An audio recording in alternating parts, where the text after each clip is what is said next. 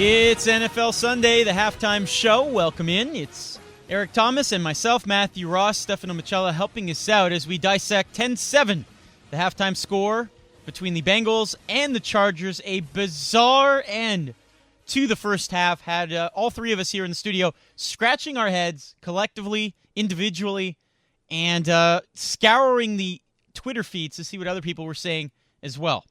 Yeah. Well, if you spike the ball, then you can't review the play before that.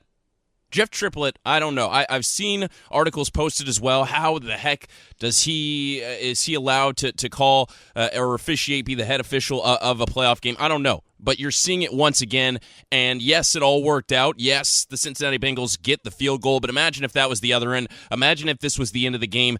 I mean, this is a debacle. And you have to know how to officiate these games when it comes down to the most important and most critical times. And with less than 10 seconds left before the half, this is one of the ones where you cannot have something like this happen.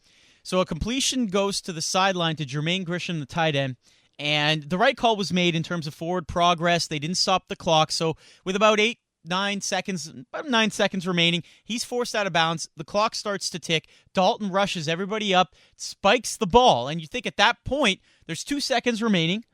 They get to try a 46-yarder and end a story. But a booth review comes, and they review a play. So if that's going to happen, then how is it allowed to persist if the ball was spiked before the review? It's not as if it was instantaneous. They had 7-8 seconds before Dalton got up there to spike the ball. And then the second part of it is, if the play stands and there was a booth review, then it means that the spike should not have been allowed. So there should have been 8 or 9 seconds left on the clock. Wind the clock.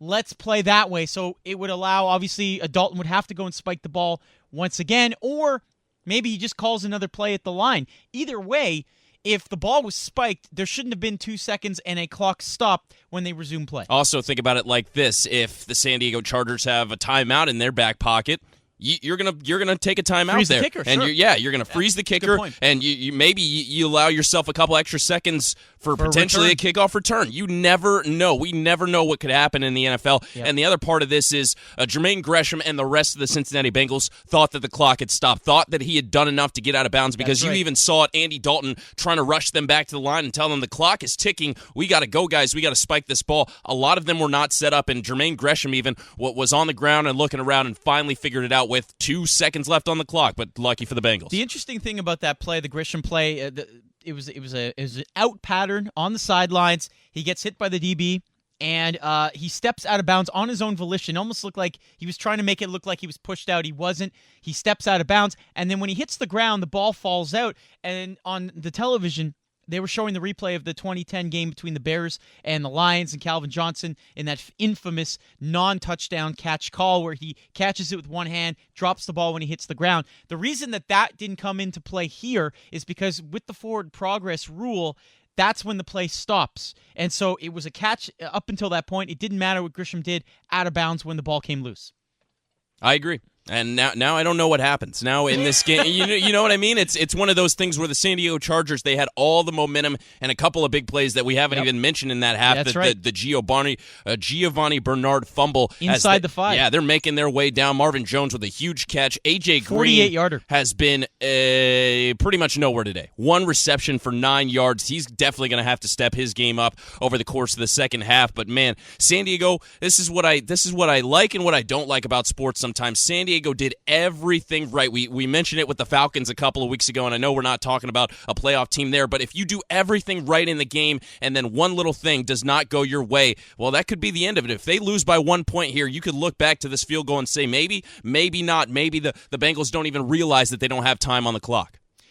NFL Sunday, the halftime show. Here, Stefano Micella also joining us in studio. Stefano, an update on the injury front. Well, there's one injury to report. Ray Maliuga of the Cincinnati Bengals left the game with a knee injury, but he is back in there with a knee brace. He did have an MCL injury earlier this year, so that could be playing into a factor. And he's obviously a very good linebacker and a guy that's very key for their defense. No question about that. In terms of some of the stats, what sticks out at you?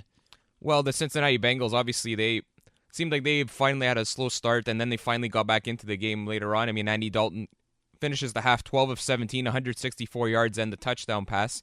And for Phillip Rivers, only 6 attempts, 5 of 6, 48 yards from Phillip Rivers, and that's kind of odd to see. But Chargers wanted to run the ball, and Ryan Matthews, yep. 12 carries, 49 yards, a good half, and Danny Woodhead, of course, with the touchdown run. We mentioned Danny Woodhead in the pregame. I thought he would be very key today. 5 carries, 16 yards, and a touchdown. He also has a couple of catches for 14 yards, so already more productive than the last time these two teams faced off. The interesting thing about their opening touchdown drive, the Chargers, when they took a 7-0 lead, is they really milked that clock. It was all about Ryan Matthews running the ball, a couple of short passes, and Cincinnati didn't get their second possession until 40 seconds remaining in the first quarter. So the Chargers have to go back to running the ball, controlling the clock, keeping that potent Cincinnati offense off of the field. On the other side of things, the Bengals, their running game needs to be a little more prevalent here. It can't all be on Dalton because we know sooner or later he's going to make that mistake. We saw 4 interceptions last week. Yeah,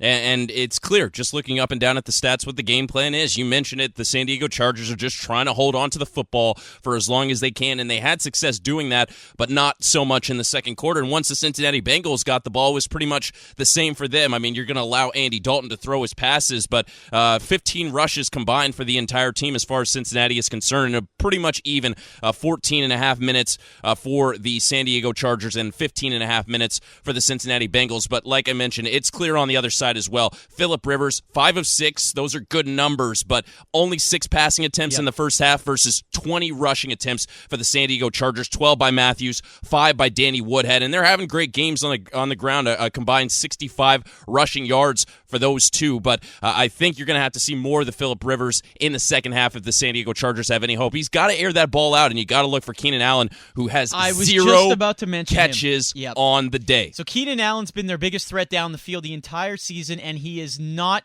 shown up as of yet in this game, and that's a huge problem for the Chargers. They need him to play well. The one thing I did like from the Bengals' point of view here, Andy Dalton, is he's taken a couple of major shots and still completed some passes, and I think that's very key for the Bengals in this one moving forward. He's got to stay hanging in there in the pocket and give the ball to his playmakers, and that's what he's done so far. So they're going to continue to need that from him. On the other side, we will wrap up the halftime show. No, we're getting the signal. Let's go right back to it. We don't want to miss kickoff here. It's NFL Sunday on TSN 690. We'll be back after the game. And don't forget, Packers-Niners coming up a little later on.